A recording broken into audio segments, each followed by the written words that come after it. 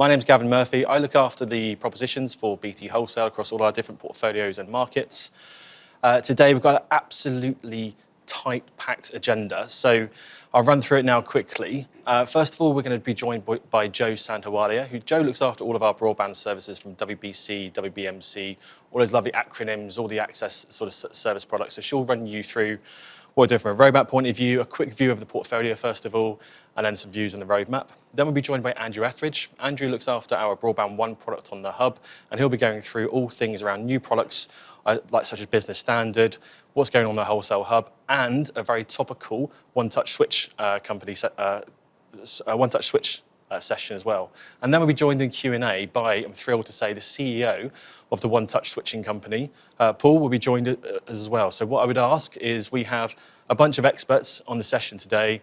Please do ask Q&A. Q&A is live right now. Get stuck in there. You can ask all your pointed, hard to answer questions for both our broadband experts who are here in the room with me, but also we've got some moderators on there as well, so they'll be able to help out for anything which we can't get to in the session. And then obviously as well for Paul as well later on in the session, please do sharpen those pencils and get those questions ready. So I'll pass you across to Jo now, who will run you through our portfolio of broadband. Jo. Thanks, Gavin. So hi, I'm Jo Santawalia and I manage the broadband development team for our Layer 2 products. Today I'll be talking you through our portfolio, just at a high level, and then telling you what we've been doing over the past year and what we've got planned coming up for developments and launches for the rest of this year. So our portfolio consists of 3 key products: WBC, WBMC and Broadband 1. And I'm going to explain those acronyms in a minute. So all of our accesses work from Openreach lines. So for the PSTN legacy products, we have fibre to the cabinet and ADSL. ADSL obviously works off the Openreach SMPF product. For our 21C versions, we have FTTP, single order GEA and single order ADSL. Now, for our ISP customers who want to manage the ISP core functionality themselves, we offer the WBC and WBMC products. WBC products aggregates those Openreach accesses to 20 regional points of handover for our customers to pick up. If, however, you don't want to connect those 20 points and you want to pick up from 1 or 2 data centres, you can take the Wholesale Broadband Managed Connect product, where we aggregate those into fewer points of interconnect.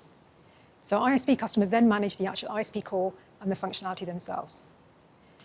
For customers that want to actually have the ISP core managed on their behalf, maybe they're resellers, maybe you don't want to maintain and manage your own ISP teams, we do have the Broadband 1 product. So Broadband 1 offers an end-to-end service. It consumes a WBMC product and then offers the end-to-end internet pairing, all those ISP functions, so you don't have to do that and you can focus on selling to your customers. All our products are underpinned by the 21CN network. It's a network we have built resilient and security for to help with the business connectivity market. We scale our network for demand. So recently we've had 30 terabytes at peak demand, and through all that we managed to maintain over 99.99% core availability across our network. So moving on to those accesses and the coverage that I mentioned before, we have fibre to the premises. That's available at 12.5 million premises today. Openreach has a target to roll out to 25 million premises by the end of 2026. We have single order GEA, so that's copper from the premises to street cabinet, fibre from there to the exchange. That's available at 29.6 million premises. We also have single order ADSL. Now this is a product we launched fairly recently, 6 or 7 months ago. It works from the Openreach SOTAP line. I'll be giving you some more details about it in a few minutes, but this is a copper service, ADSL over the top of it, and it's available nationally on our 21C ADSL network. You can order it where there's no fibre product available to order from Openreach. Now, taking you through what we've been doing over the past year and what we've got coming up for the rest of this year, we focused our product roadmap and our thinking and where we focus our time on 3 strategic themes. The first of those being preparation for an all-IP future. So you know that WLR stop sell happened in September last year. The withdrawal date was December 25. We know that's recently moved. There is a session later on this afternoon with Steve Blackshaw, our all-IP director. You can, if you're not registered already, register for and listen to him talk more about our all-IP plans and what that impact means to you. So in looking at our roadmap and what we want to develop, we've looked at making sure you've got all those all-IP features that you need to move on to FTTP and single order GEA. We've also launched the single order ADSL product, which is then the infill for where you can't buy FTTP or SGEA, and all of this to help you withdraw from legacy and move on to the all-IP products. We've also been quite conscious that we have full fibre adoption. So Openreach is rolling out fibre. They expect it at many premises by 2026. They've introduced FTTP priority exchanges, where once they hit a certain threshold, then your optional product order is FTTP. So we have looked at what we need to do to help you make that transition to FTTP. We have also looked at how we can improve installations in the day. So Openreach is introducing Business Standard in March 2025.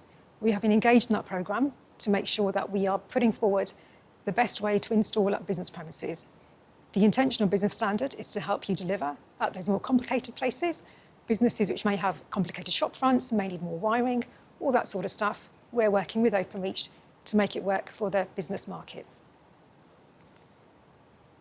Now, I mentioned single order ADSL, and I'd come back to this product and what it means for us.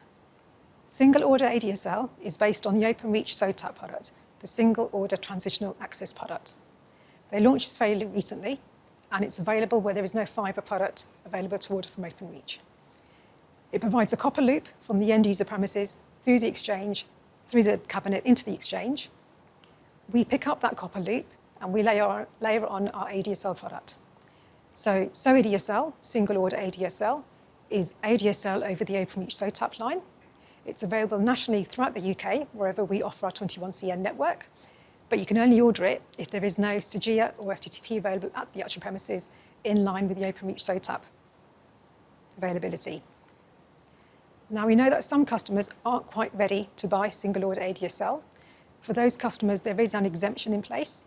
So following the WLR stop sale withdrawal, stop sale signs in September last year, Openreach did say that if people aren't ready, they could actually, in those SOTAP-specific locations, buy legacy products instead.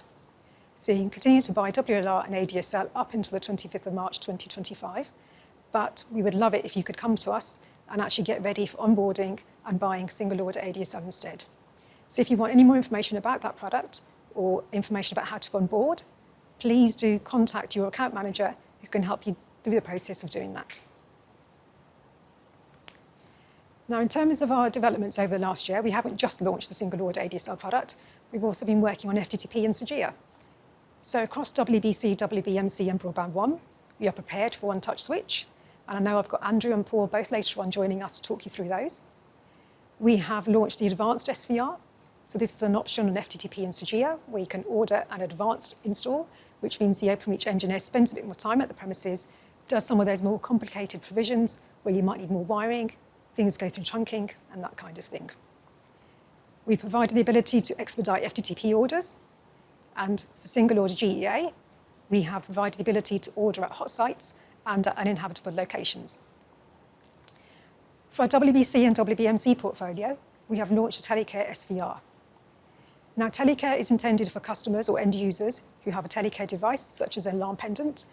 We know there's a lot of work going on with the industry about the best process and practice to use those, but at the point that you're ready to place those Telecare orders, we have the designs, we have the developments ready for you to use. We have made improvements to our diagnostics. So when you're doing fault reporting, you can diagnose better before those reports get reported through our system and into Openreach.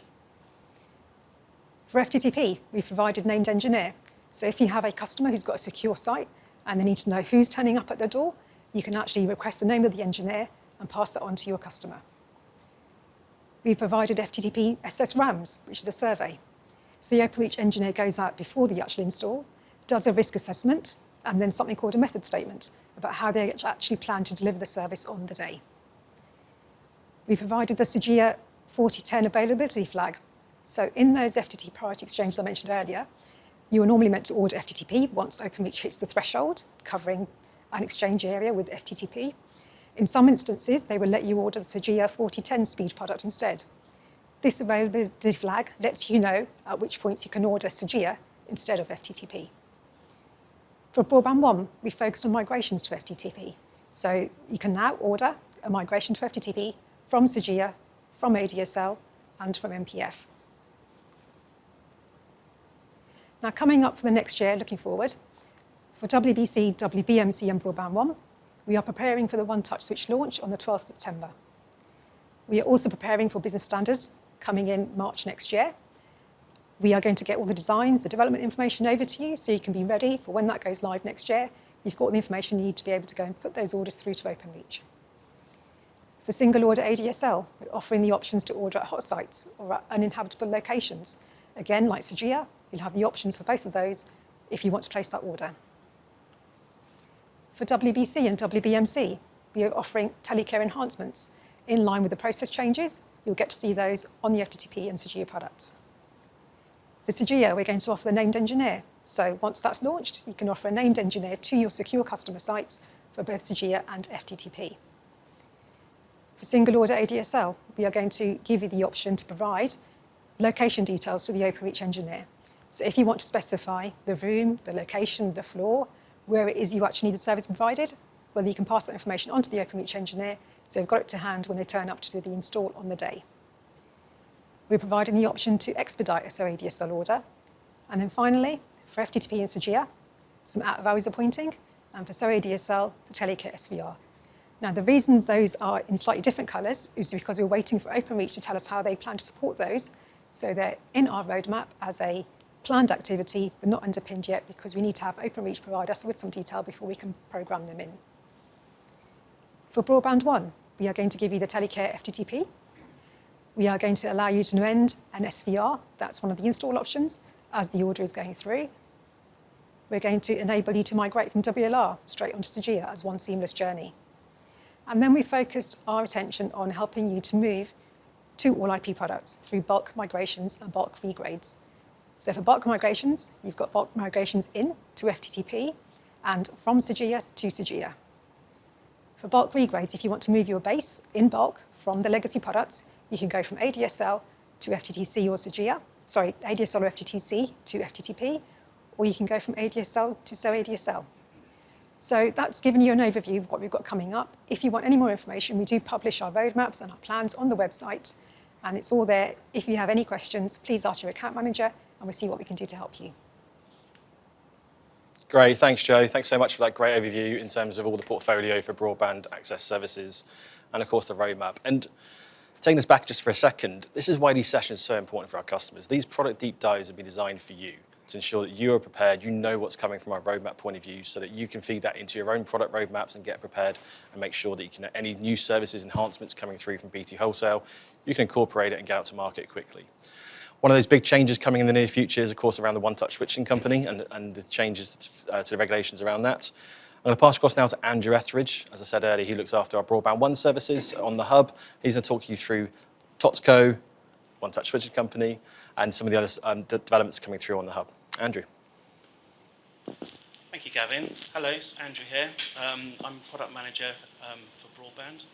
And today I'm going to talk about three key areas of interest. So the first one is business standard, which is a new way that OpenReach are going to manage installations, the wholesale hub, and one-touch switch as well.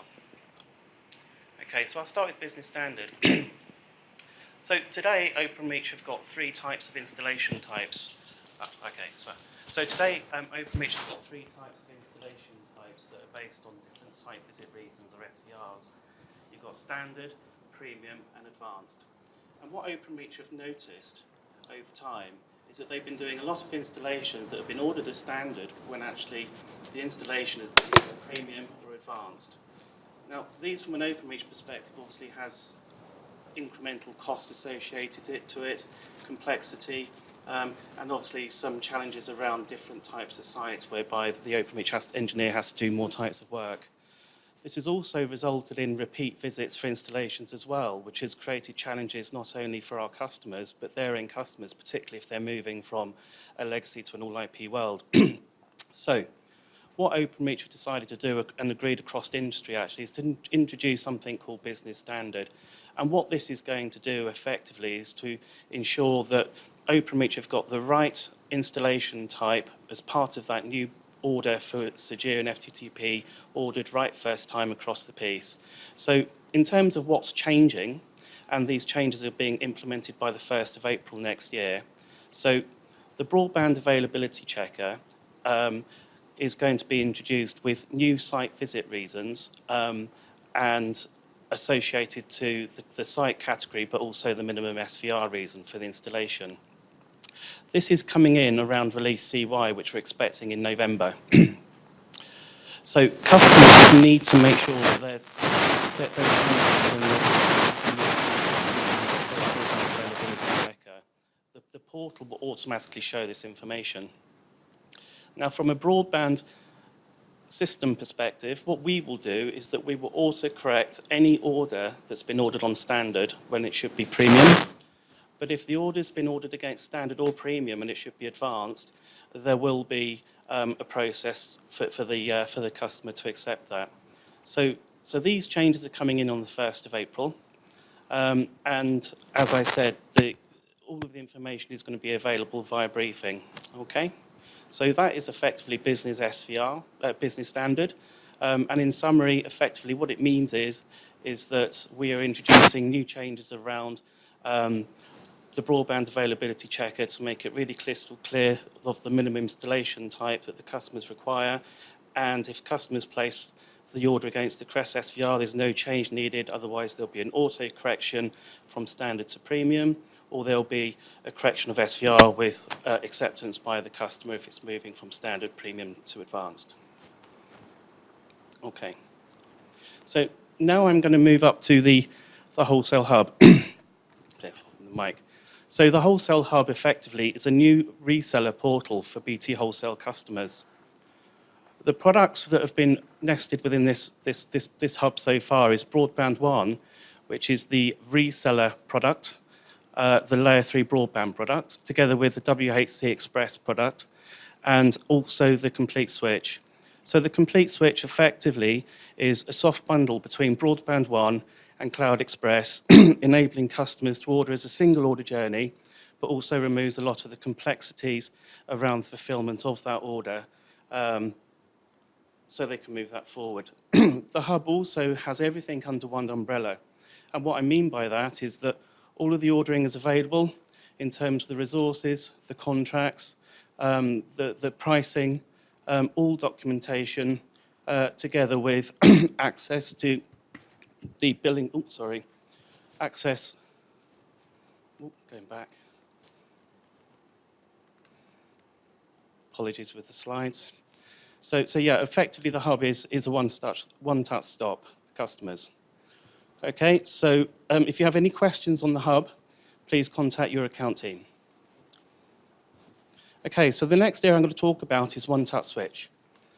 So one-touch switch, if we think back to 2021, effectively our regulatory body, Ofcom, made an announcement that they wanted to simplify the way that our customers, particularly in the consumer area, switch from broadband and voice across their supplies. And they wanted to make that as simple and as seamless as possible. Moving forward, they decided to do this through one-touch switching and again, provider-led. So effectively what this is doing is replacing the notice of transfer process, introducing a gaining provider-led process whereby the gaining provider is responsible for that switching for their end customer, but it's also in many respects removing the notice of transfer as well. So if we think about it today, the way that TOTSCO is going to work is that you'll have a horizontal with the verticals of BT, so BT LRU providers together with altnets, all linking into that one area. So TOTSCO was incorporated in June 22, and they have the clean remit of effectively making sure that they've got the systems and the capability to ensure that different providers can facilitate this change. Okay? So the next date that's going to be really compelling across industry is the 12th of September this year. And it's compelling if you're a broadband or voice customer for two reasons. And I'm going to cover that on these two slides. So this slide here covers if you are a broadband ISP or a reseller and you sell into the business market, so your customers, your end customers are business users. On the 12th of September, we will be removing the minimum lead time of 10 working days and replace that with the minimum lead times that Openreach can afford. So it could be as early as the next working day. The second bit that we're going to be introducing as well is the removal of the cancel other capability. So it's the ability for the losing provider to cancel the switch. So on the 12th of September, irrespective, and that's the date we're expecting so far, irrespective as to whether your end customer is business or consumer, this change is going to happen across our broadband products. So across our broadband platforms, we've developed that capability, and we're now talking with industry and Openreach around testing in terms of how we can facilitate this change leading up to that date. The next slide, and this is the really important one, is that if you're serving customers and end customers that are consumers or residential, the onus from the regulation is a little bit more stronger in the sense that this is a date by which you need to be fully integrated with the Tosco hub for all your switching across your end customers, whether your provider is through BT, LLU, or alternative providers.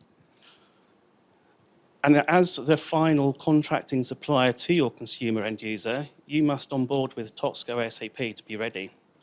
So effectively, there's different stages to this. The first one is to get ready. So this is around reading the documentation, making sure that you're comfortable with all of the changes.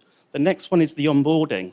And the onboarding, you can either onboard directly with Tosco via API, or you can go via a managed access provider or a MAP. And more information can be found on the Tosco website. The next stage is obviously for you to test your systems and processes with the Tosco hub. And then making sure that you're ready across the piece. All of this activity must be in place by the 12th of September this year, which is the date that we're expecting as well. Okay, so the question around switching for business, there is a gaming provider-led industry steering group, and they're working through that details at the moment. So more information will be made available once that's published. I'm sure Paul can talk about that further. So we will continue to update around everything that I've spoken around through product briefings. So call out to everybody that's on the call really, is that please register if you haven't already for broadband briefings to make sure that you are absolutely on the receiving end of all the great documentation that we send, keeping you updated around our portfolio. Brilliant. Thanks, Andrew. Thanks so much. And well handled all the audio challenges there. I think nothing proves that it's live without some sort of technical glitch halfway through. So thank you, Andrew. Well done. And also, lots of information there around TOTSCO and MAPS, as if our industry needs any more acronyms within the marketplace. But we're here to help you understand that, help understand how you can enable yourselves to be able to get up to switch as one-touch switch company. So with that, we are going to have a quick poll. So nothing says interaction and live rather than actual polls. We're really keen to understand actually just how prepared you feel you are around the one-touch switch change that's coming. So how prepared is your business? So there is a Slido there. You can see there 5 different options. So do you feel that you have a plan?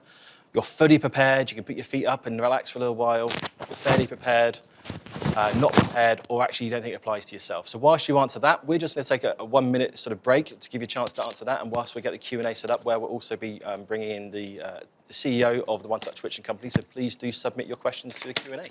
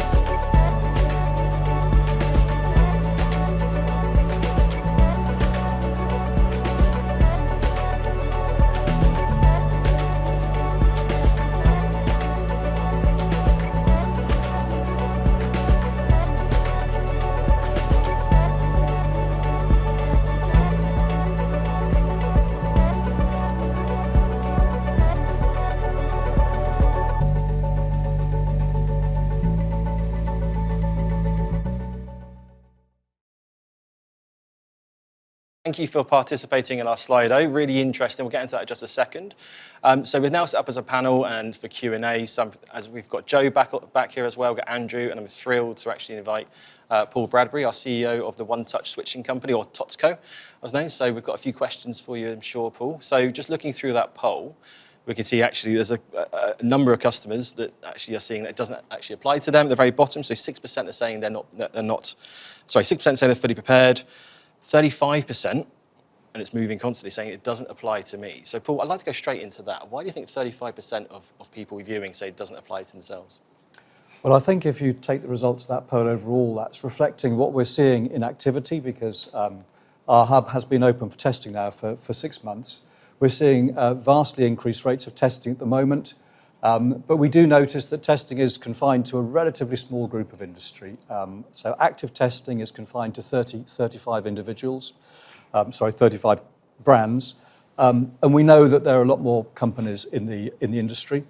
So we know that there's a lot of catching up to do. So I think what we're seeing there is reflective of what's going on, and people need to understand whether it applies to them. If you are a pure non-residential CP, it may not apply to you. You need to take your own regulatory advice, but please think very, very carefully about that. Great, thank you. Thanks, Paul.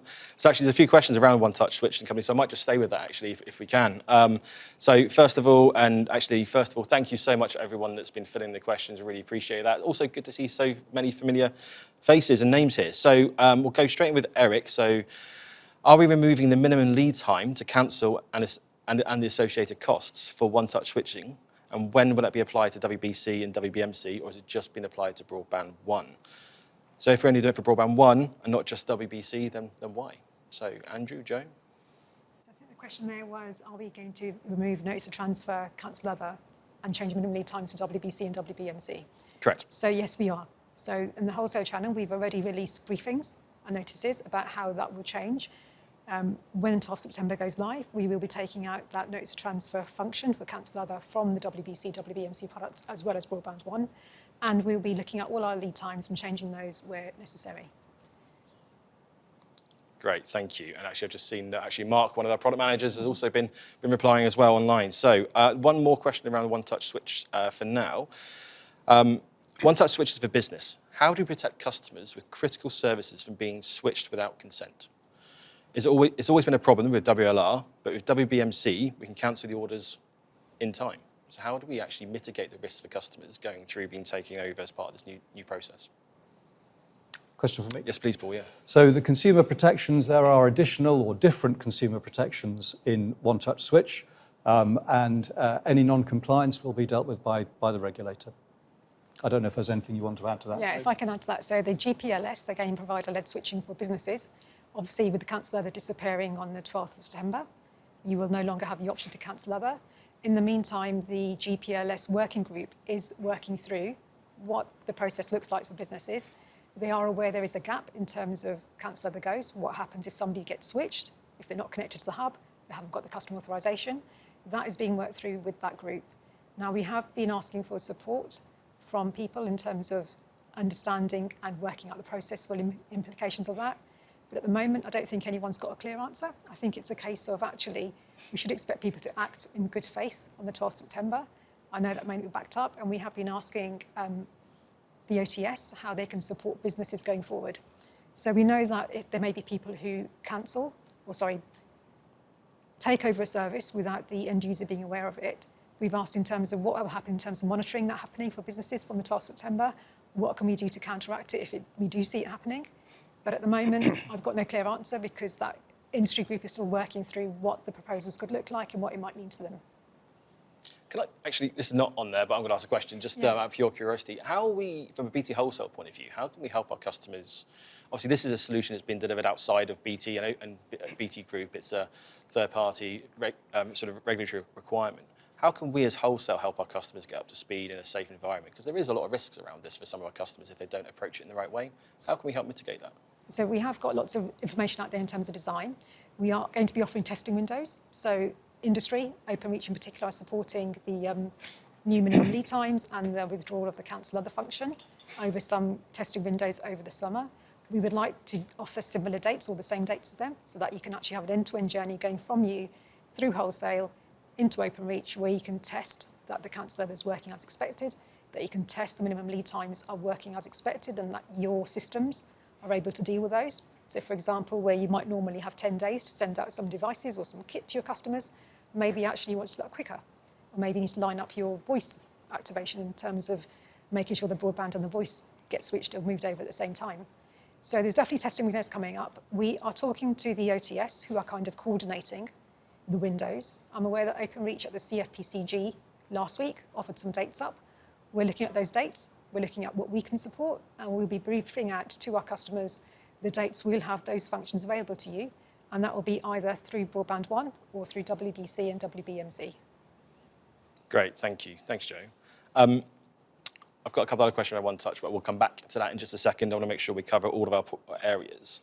A question that came in quite early doors, actually. It's a really great question. So again, it's from Eric. So Eric, thank you. Any news on when you might start offering FTTP locate, ruggedized ONT, and the greater 1 gig FTTP products? Okay, Back to you, Joe. Yeah, back to me again. So we're looking at demand from our customers. So at the moment, there's fairly low demand for those FTTP specific products because it is fairly low volume. It is sort of not edge cases, but similar to that. There's not many places where you might need an inhabitable sort of FTTP journey. So we're looking at customer demand. At the moment, we don't have immediate plans to make those available. But if you have a customer demand, please can you contact your account manager? We regularly talk to the account teams to see what it is that our customers are asking for, so we can feed that into our planning. And the more of you that contact your account manager and say, actually, you've got a demand for a particular type of install or a particular type of journey, if you can provide details of that to your account manager, we can then collate it, look at it and say, actually, we can see growing demand for something, and we can then look to reprioritise what we have on our roadmap. Great, thanks, Joe. And actually, I think it's a really good point. We are actually customer-led, so in terms of, we've got two sort of competing factors. One is our regulatory requirements to make sure that we are obviously compliant and also enabling our customers to be compliant, but also anything new coming through, we need to make sure we offer that to our customers, provided there's a demand there to do that. We've got lots of things we want to do, and like yourselves in the product community, you've only got so much resource and time to do that. So we can prioritise things which truly make a difference to you and add value. Please do raise the account managers. We're really keen to make sure that our whole roadmaps are always customer-led. Next question is around GFast. So I don't know who wants to take this one. I'll read it out. So I understand that GFast is end of life, but is replaced with so I can't even say it. So many acronyms. So fast. Sodge fast. Is that correct? And is the product like to be around for some time? Andrew, do you want to cover that one? Me? Yeah, I mean, GFast is no longer available for new provision since the 5th of September stop sell. So the single order variant of that is SOGFast. But I guess it comes down to the availability in terms of where Openreach are rolling out FTTP. So I think that's where customers need to look at really in terms of if they've got assets today that are GFast, where is the Openreach rollout in terms of FTTP? Because that's ideally where you want to move that customer potentially. Great, thank you. Anyone else to add to that? No? What might be worth calling out is actually later on we've got the all IP session. So Andrew mentioned there in terms of all the changes in the market, and obviously from a wholesale point of view, we're offering lots of different access services. So whether it be from SOTAP, the stuff that Joe went through earlier, SOGIA, FTTP, and of course actually our sort of service we announced last year, PDPL, pre-digital phone line. So Steve Blackshaw in our session this afternoon, all IP, we'll be talking a bit more around that, as well as the changes that BT Group announced last week as well. So good call out for that one, which actually I'll be hosting again, so please do come back. The question regarding migrations, which I think James Lister might have asked, but I think actually it's worth maybe talking through. So it's from Joe. Thank you, Joe. Will the connection details change with bulk migrations and regrades, i.e. like the router usernames, the radius usernames and passwords? Andrew? Will the router details change? The connection details for that particular connection. The connection. If you're bringing a broadband asset into our portfolio, so into WBMC or into Broadband One, you will have a different broadband end user reference number. The details, you will also have a different IP address as well, unless of course you own the IP range as part of that service offering. The question in terms of usernames and passwords, it depends what sort of setup you've got with your router and how you want to move that across. So there are some challenges around migrations, but there are tools that we have internally from a network layer to help customers aid in that process in terms of bulk migrating from one supplier to another, or bulk regrading existing assets that are already into the portfolio onto new technology. Great, thanks, Andrew. So I'm going to actually, I've got one question for One Touch Switch as well, which yeah, in fact, I'm going straight to that now. Paul, from your point of view, 12th of September is coming. It's coming quickly. What does success look like for you in terms of the One Touch Switching company going live in September and then the business rollouts afterwards? So just talk a bit around what you think what success will look like for you and also for our customers and the end users. As I say to my team, I think success looks like me not being on the radio. I think there's a lot of consumer benefits to One Touch Switch, and I think we're ramping up. We're actually, as you may know, if you're following our program, we're doing a test trials and then a ramp process. So actually, more and more customer switches will be processed through One Touch Switch, although they may be unaware of this as they go through the process. So we trust that when 12th of September comes, it won't be so much of a step change as an increase in the rate of people going through One Touch Switch. And I think as more and more CPs connect to One Touch Switch, to the TOTSCO hub on the 12th of September for live switches, I would expect to see a smooth transition and close to 100% of switches going through One Touch Switch on the 12th of September. As to business, we are currently in discussions with the relevant industry bodies about the use of the hub for the TOTSCO hub for business switching as well, gaining provider-led non-residential switching, and we hope to be making some announcements in the very near future. But I think it's fair to say that it is quite possible that the switch won't be on the switch to use the TOTSCO hub for non-residential switching will not be on the 12th of September, but at a later date. Great, thank you. Thank you. I've got a quick question about FTTP in terms of rollout. So where FTTP is available, so this is from John, thank you, John. Where FTTP is available in a street, but a property does not show up as FTTP available, i.e. there's no address, there's no silver key, or even a gold address, is it really difficult or impossible to place an FTTP order? It's much easier to order just so geo or so ADSL. So why is it so tricky to place an order in FTTP where that details are not available? I think that's a complicated question with some complicated answers. There's lots of information that Openreach share in terms of where FTTP is available, and we do pass through some through WBC, WBMC channel and through the Broadband 1 in terms of availability, etc.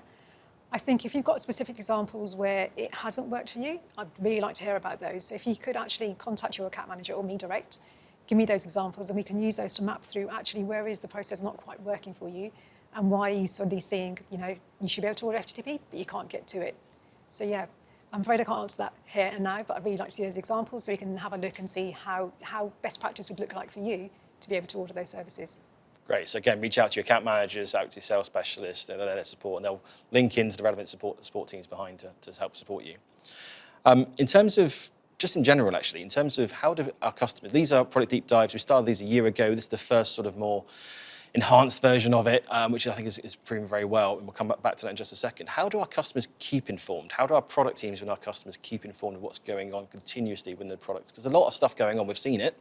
How do we keep educating our customers? Andrew?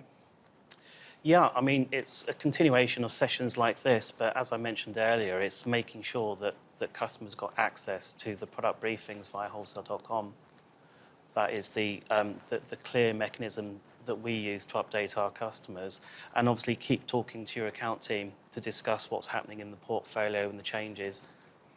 So the best way to keep informed relative to our product portfolio is to make sure you've got access to the product briefings, because that's how we send information through. Great, thank you. Thank you. And one final question for you, Paul, I'm afraid. In terms of rollout and availability, what's the view in terms of how many CPs are currently signed up to the One Touch Switching company, and how is that happening before September? Because again, going back to the poll earlier where it says, does it impact me? Actually, how many are ready at the moment from your point of view? Okay, good question, thank you. So we have 160 brands who have onboarded with us, and we have about 30 brands in active testing directly linked to the TOTSCO hub. Now, as I think, Andrew, you mentioned in your presentation, we expect a lot, particularly of the smaller CPs, to be joining us indirectly through what we're calling managed access providers. I think elsewhere in the industry they might be called systems integrators. And they'll be bringing customers to the hub, I think, in larger packets.